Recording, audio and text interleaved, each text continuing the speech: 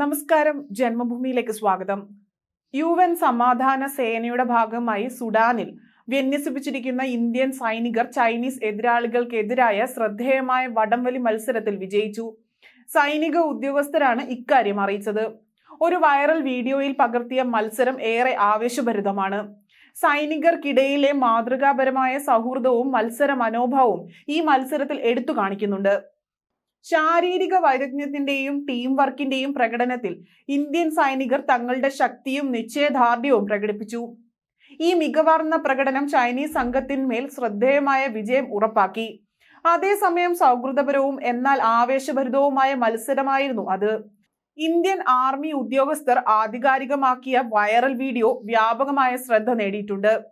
Sudan സർക്കാരും Sudan people's liberation മൂവ്മെന്റും തമ്മിലുള്ള സമഗ്ര സമാധാന ഉടമ്പടിയിൽ ഒപ്പുവെച്ചതിന് മറുപടിയായി 2005 മാർച്ച് 24 പ്രമേയം 1590 ക്ലോസ് 1 പ്രകാരം UN സുരക്ഷാ കൗൺസിൽ സുഡാനിലെ UN മിഷൻ 2005 ജനുവരി 9 സുഡാനിൽ സ്ഥാപിച്ചു.